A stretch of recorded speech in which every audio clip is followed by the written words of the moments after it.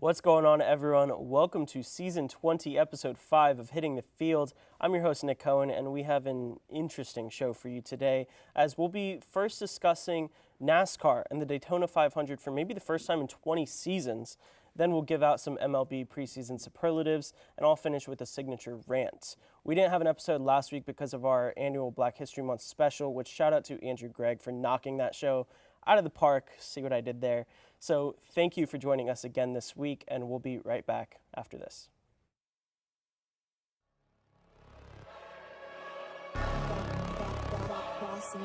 Things gon' change when I really hit the field.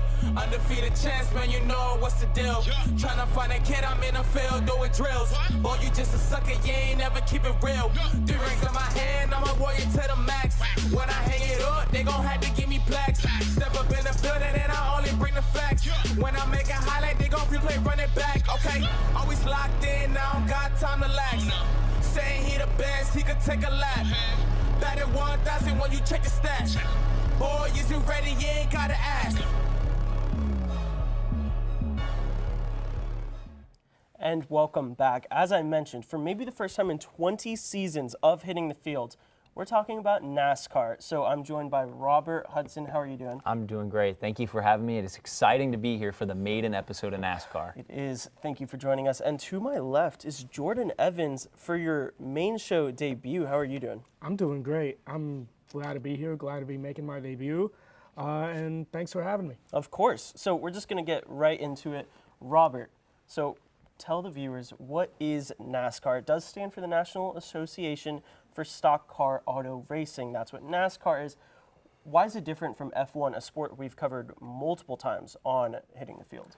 Well, so really to start with that name, as you said, with NASCAR, the stock car, that's the biggest difference between them and F1 is NASCAR is a stock race, which means they follow regulated components. Where in F1, they have the guidelines and there's technical development alongside the racing. So you have the engineering department, which creates each team's own aerodynamic setups. They change the suspension components.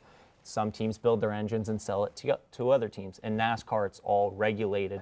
It's all specific components, and they go through tests before and after the race to make sure it follows those stock guidelines. The second real difference between F1 is sort of the style of racing. With NASCAR, those cars are flimsy. They're built to be bump drafting. They go up and they'll be right alongside each other, as you see in this highlight right here. They're right behind each other, getting the draft to get a slingshot around the bends of the racetrack, where F1 is more focused on high-pressure braking points and acceleration and DRS systems. So those are the two biggest differences. The third thing for viewers who aren't necessarily familiar with NASCAR is that Daytona 500 doesn't mean 500 laps. It means 500 miles.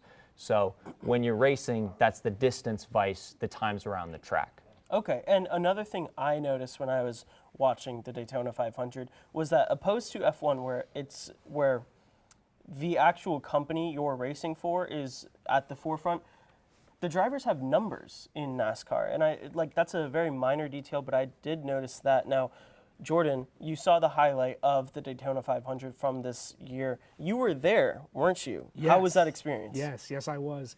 It was an amazing experience. I got there at the track at about 11:30, and because of the president being there, there was some pretty hefty security.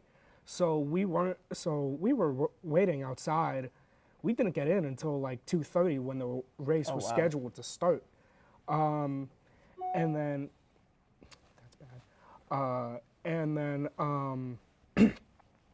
Well, and so was it your first time at the Daytona 500? Yes, it was, and there were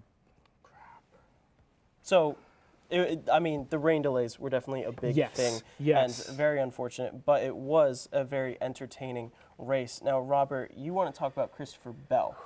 Get right into that. Well, so part of the reason I want to talk about him is he's been a mainstay in that top part of the championship for the last 2 or 3 years. He's been in the top 5 each of the last 3 years, specifically last year finishing 5th, 2 years ago in 4th, and 3 years ago in 3rd. He has 11 career wins under his belt, and this year while not finishing very well at Daytona, he was in the front row with 5 laps to go before a bump draft hit him in the rear a little bit too hard, and he nosedived into the wall, causing that 5 laps before the end a giant crash. This Daytona 500 was known for those last lap heroics with teams creating those accidents, getting the chance to win, and that's really what led to Byron getting the shot on that overtime win. But Christopher Bell, being that front runner before, he's doing really well right now, most notably with 2 back-to-back wins in Atlanta and then at Circuit of the Americas, going through with a caution win in one of them and another one fighting with William Byron taking that lead. So he's been really competitive in the NASCAR Championship Cup. Okay. Very, very interesting. It's unfortunate that he didn't finish that race. But Jordan, you're going to talk about Ryan Preece. How did his race go? Well, speaking on that Christopher Bell bump draft that happened with 5 laps to go in the Daytona 500, Bell actually crashed into Preece, which sent his car upwards, and because he was side by side with Eric Jones' 43 car, it actually, the majority of the force went into Jones's car and basically just left Preece's car hanging up there until the wind was able to catch under his car and flip him. And these cars go so fast, guys, that Preece was actually able to slide about 100 yards down the track before tumbling up the banking and then sliding back down onto the apron of the track, thankfully coming to rest on all 4 wheels. Absolutely. And looking at some of those numbers, he started in 27th. He finished in 32nd. So, you know, obviously the race didn't go as he would have liked. He did flip, and it's not his first time flipping at the Daytona 500 either, right? Not his first time flipping at all. He flipped one other time earlier. I'm blanking on the year, but No yeah, worries. it's... Next year. There's always next year, Ryan. There's always next year. So I'm going to be talking about the winner of this race, Mr. William Byron. He won for not just the first year, the second year in a row. He won in 2024, and this is his first win of the season. Byron finished 3rd in standings last year, but he's coming for 1st this year. He got 2nd last Sunday as well in the Echo Park Auto Grand Prix. In the standings, he's ahead of the 2023 champion and last season runner-up Ryan Blaney by only 2 points. Byron has 14 career victories, and just a little fun fact, he's from Charlotte, North Carolina, about 30 minutes south of the NASCAR capital of the world. It's not Daytona, that's just where the Hall of Fame is and headquarters, but Mooresville, a place where HTF's own Kathleen Moore is from, that is the NASCAR capital of the world, and Mooresville is also where my parents are moving in literally 4 days, and today is my dad's birthday, so happy birthday, Dad, I guess. But I digress. This weekend is going to be the Shriners Children's 500 race at the Phoenix Raceway, and Christian Bell is the favorite to win this race, sitting at plus 450. Do you think he's going to win? I mean, it's almost impossible to tell with a number of factors, given that these cars are built to be right up next to each other and crashing. And you can see it with the odds at a plus 450 being the favorite. You're still 4.5 timesing your payout. Right. Personally, I think Bell has the talent, but going for 3 back-to-back wins, that's a tall order. I would put my money on somebody else. Okay, so some other racers. Second is Ryan Blaney at plus 550, Kyle Larson at plus 750, and then William Byron is sitting at plus 850, and Jordan, Ryan Preece is sitting at plus 7,500. So who's going to be your take to win this race? I really, really don't like those odds. I mean, those odds are just too high. I mean, 7,500. Crazy. That's honestly insane. So I would much rather go with someone else like I could see William. Blaney taking it. I could see Blaney taking it as well, or a William Byron, and We'll see. I think Larson would be in there in the conversation, but I just wouldn't bet on him to win this race. Okay. Definitely a good take. That is going to do it for this segment, the very first segment of NASCAR on Hitting the Fields. We hope to cover it again. Thank you guys very much for coming on. After this commercial, we will be talking about some MLB, so stay tuned. So I guess the crew's getting ready for the next segment on one of our amazing shows. I'm Nick Cohen, host of Season 20 of Hitting the Field, and let me tell you about those amazing shows. On behalf of HTF, we hope you're enjoying today's content, but I'm here to tell you about everything else we offer here at the network. Mondays at 4, HTF Bets goes live for Season 10 with 3 gamblers that, although it may not always seem like it, are here to help us all earn a little bit of extra money while we watch sports. Diego Ortiz, Tyler Brownrigg, and Andrew Gregg's ball knowledge and fun personalities make this show a fan favorite. On Tuesdays, you all loved it, so we brought it back for Season 2. It's Girls Got Game, hosted by Frankie Noble, a show blending women in sports, the biggest sports news stories, and creative segments that make for a fun and engaging show. Next is everyone's favorite sports podcast, The Combine, hosted by who other than Ty Patton, an easygoing, conversational, and technical podcast dropping Wednesdays, also on Spotify at The Combine. Then tune in Thursdays at noon for the network's main show, Season 20 of Hitting the Field, hosted by me. Here, we'll cover any sport, any topic, any story, no matter how obscure. We love some football, basketball, hockey, F1. We also cover baseball, soccer, and we even have to show the UFC love sometimes. Penultimately, TGIF, because Friday is nighttime, hosted by Kathleen Moore and Matthew Bracker. Season 8 of Nighttime is where you'll turn to for all things March Madness, UCF sports, and other collegiate events. We're ending with something brand new. HTFN has never had 6 shows running at once. Also filmed in our new podcast studio is HTFC, hosted by Edgar Rodriguez and Patrick De Leon. Football, or soccer in America, is the most popular sport in the world. Across multiple leagues and cups, soccer is a year-round sport, and HTFC is your news source to stay updated. Also on Spotify, by the way, at HTFC. Outside of our 6-show roster, be sure to tune in to our other content, such as the Studio Days vlog, run by our vlog squad of Brianna St. Jean, Michaela Croker, Ashley Rowe, and Ben Huber. Make sure to follow us on our social medias like Instagram, Facebook, and X to stay updated on all HTFN news. Remember to subscribe right here on YouTube, leave a like and comment. And with that, I think we're ready for your next segment. I'm Nick Cohen. Thank you for your continued support, and back to your regularly scheduled programming. And welcome back. Robert is still here, so thank you.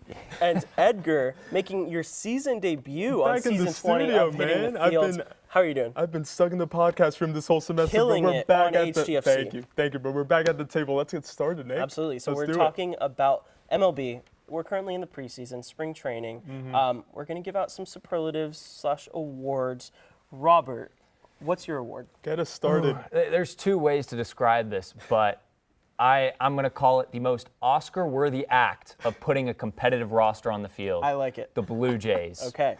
You're looking at this team. They have the 5th highest payroll projected this my season in God. the MLB. And yet they had more than just a losing record. They were 74-88 last year. They're 0-6 in the playoffs since 2020, all in the wild card against the Mariners, the Twins, and the Rays, right? The Mariners and the Twins, you're looking at that like, those are teams that'll get swept in the next round anyways. So you have no business being in the playoffs. Your starting rotation's average age is 35, and your biggest offseason addition is an aging Max Scherzer, who's been injured the past 4 years and running now. It seems like he starts the year every year strong, and then he just gets hurt or a shoulder impingement or something. And you're looking at this roster like, with the 5th highest payroll, they haven't even extended Vladimir Guerrero yet, right? They still have to pay him. They're not going to pay him. Exactly. They also have Bo Bichette, who they could have dealt to get cards with in that shortstop market that's been heavily weighted. I mean, the Dodgers were looking at Bo Bichette, and they could have given up a plethora of players. Look at the talent they have. Yeah. But you're looking at the Blue Jays. What is their direction?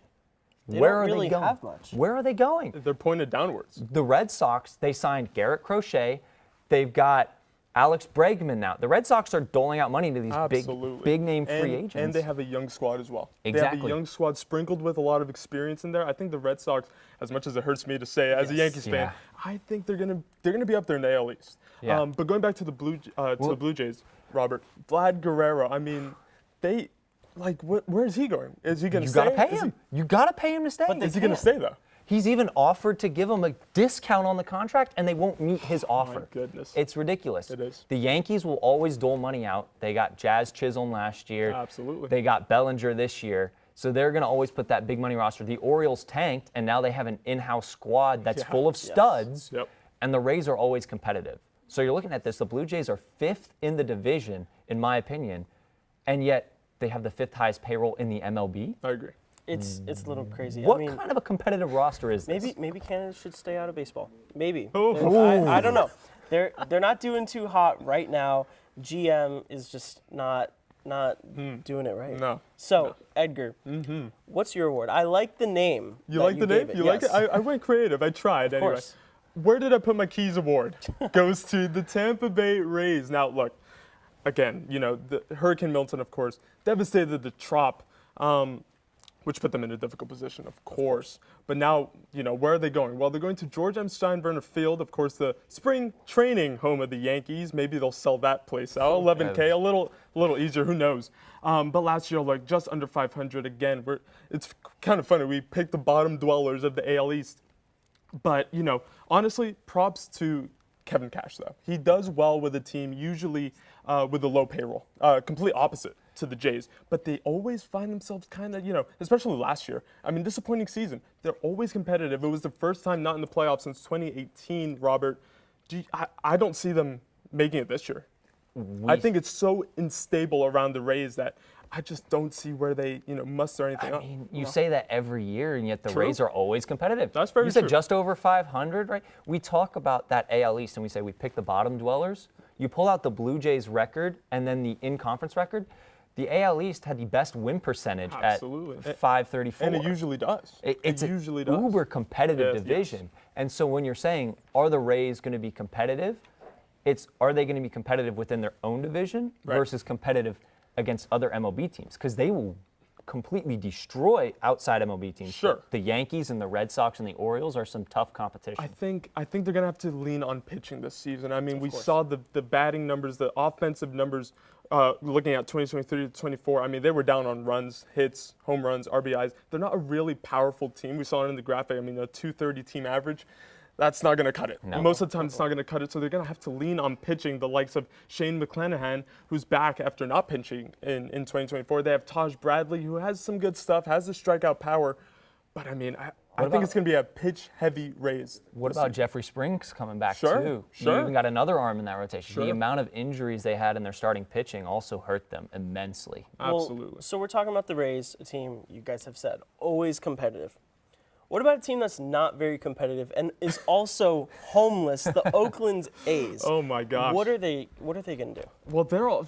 I mean, what are they doing? They're kind of have a stopgap in Sacramento for the time being, but then what? Vegas, the lights and glamour, the glitter of Las Vegas. That's not coming until a few years down the road. I mean, that's another kind of franchise that's all over the place at the moment. I mean, at least the Rays have their direction and their path to wins. I mean, the Oakland A's have been Oh my mired gosh. in terrible baseball. Yeah. It's not just their homelessness.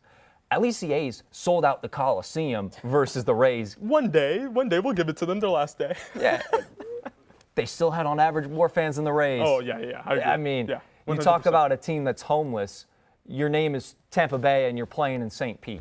So, Something's not adding up. No. And they do have a new stadium, but guess what? It's coming in 2028.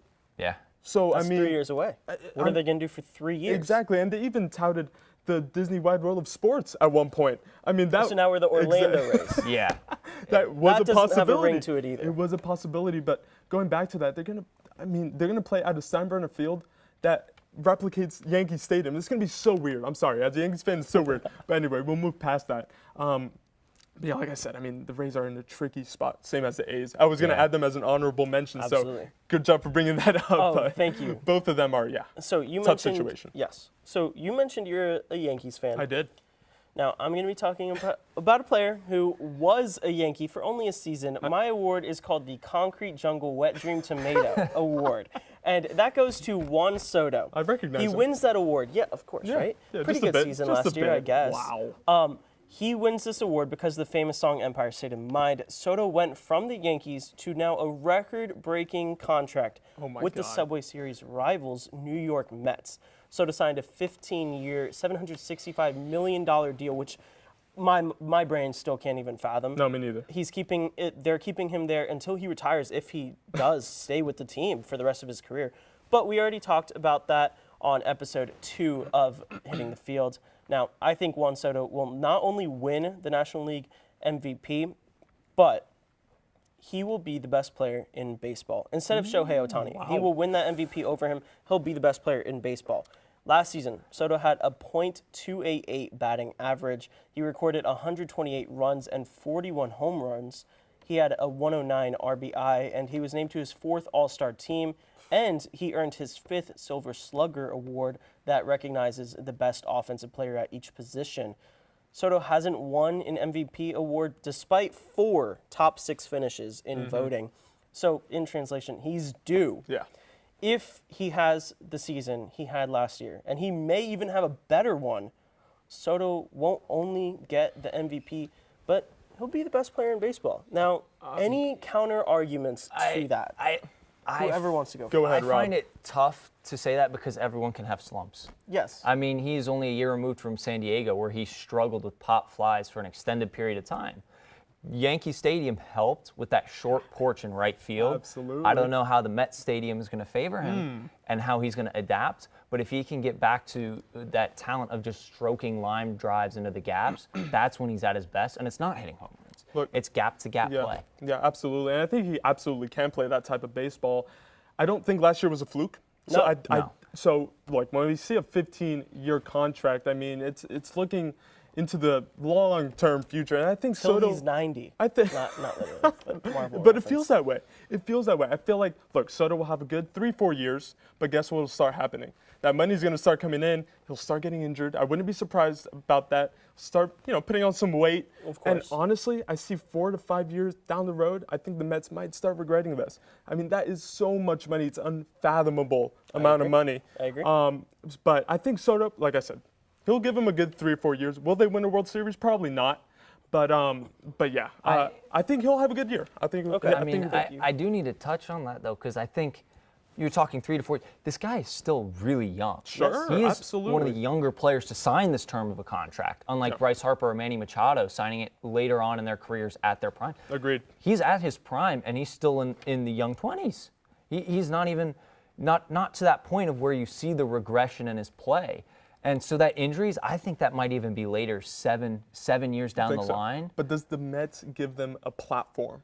Does that give him? Is that what he needs right now? The Mets. I mean, yes, they made it far this season, but do you think like long term in terms of being competitive? The supporting cast, maybe not, but Steve Cohen can spend that money. Sure. Hey, he's proven that. Something about He's that proven last that. name. Oh, Something about it. who shares it with him? I don't know. Not sure. I don't know. But I think Juan Soto will be the best player in baseball. I wouldn't be surprised. I agree with all of your takes. I think the Blue Jays are not killing it right now.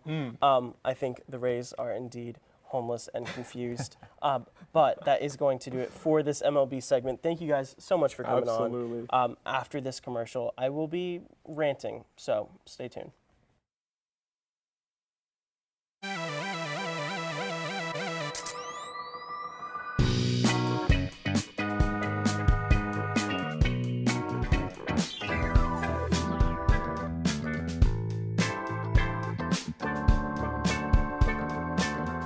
You never got me anything for my birthday.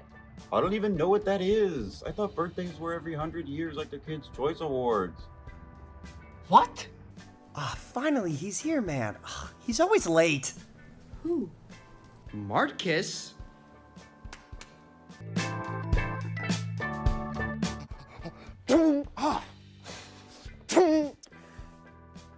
You good? I'd give them one of these, one of these.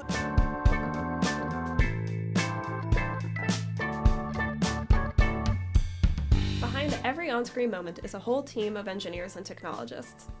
And you can be a part of such a team through SMPTE at UCF. You'll join a team of students just like you who are ready to innovate the future of TV and film. With SMPTE at UCF, you'll be able to connect with local industry pros, learn about new technology in the industry, as well as get backstage experience that really matters. Join SMPTE for a backstage pass to all of this. We meet every last Monday of the month for our general body meetings. There we discuss how new technology is being used to create new media, and we get to highlight local professionals and their specialties. On top of that, we have some site visits planned, so tune into our social media to be notified of when those will happen. So if you're ready to pull back the curtain and find out what really happens behind the scenes, join SMPTE at UCF. And welcome back, and welcome to another rant. So, about a month ago, on February 2nd, the NBA world was shook up by the Luka Doncic trade, and that week, episode 3, Hitting the Field's Tyler Brownrigg came on here to talk about that trade. But the news that came out this week is that Kyrie Irving will be out for the season with a torn ACL. So, the Mavericks are kind of in shambles. This is on top of the guy who was traded for Luka, Anthony Davis, likely being out for the season after suffering an adductor strain in his very first game as a Maverick. If that sounds depressing, remind yourself that Derek Lively has been out for the last 6 weeks to the day, and Daniel Gafford has been out for 3 weeks to the day. So with all those injuries, the Mavs' starting lineup last night in a 30-point loss to the Bucks was Spencer Dinwiddie, who put up 8 points, Max Christie, the ghost of Klay Thompson, who recorded his second-best performance of the season with 28 points, but on 11 for 27 shooting. Najee Marshall, who did step up with a 22-point double-double, not triple-double, my bad, his best game, and Dwight Powell. Sophomore guard Brandon Williams stepped up with easily, you guessed it, his best game of the season with 14 points and 8 assists.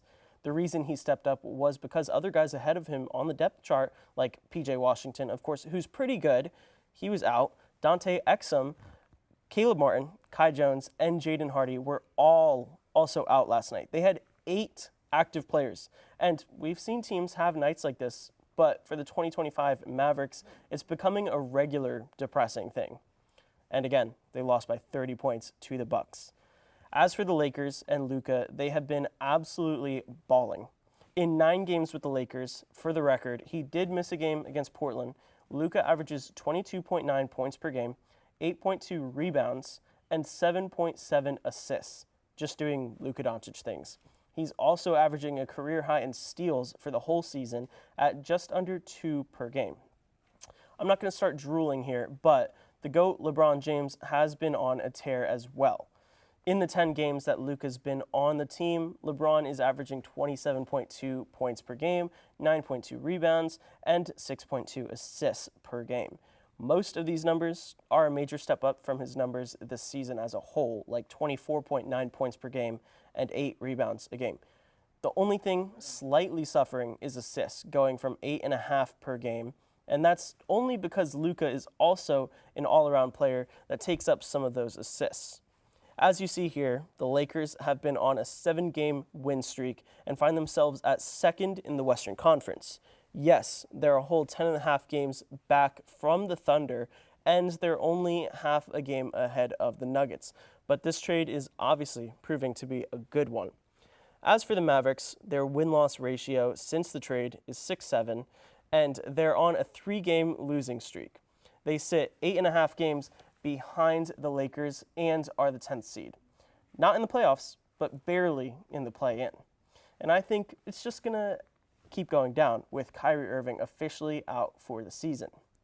That will do it for me and my ranting on this week of Hitting the Fields. Thank you for tuning in. Make sure to like, comment, and subscribe. I'll see you next week, and have a great rest of your day.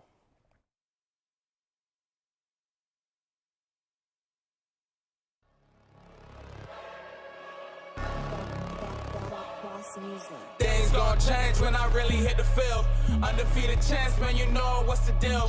Tryna find a kid, I'm in the field doing drills. Boy, you just a sucker, you ain't never keep it real. 3 rings in my hand, I'm a warrior to the max. When I hang it up, they gon' have to give me plaques. Step up in the building and I only bring the facts. When I make a highlight, they gon' replay, run it back. Okay, always locked in, now I don't got time to lax. Saying he the best, he could take a lap. Batted 1,000 when you check the stats.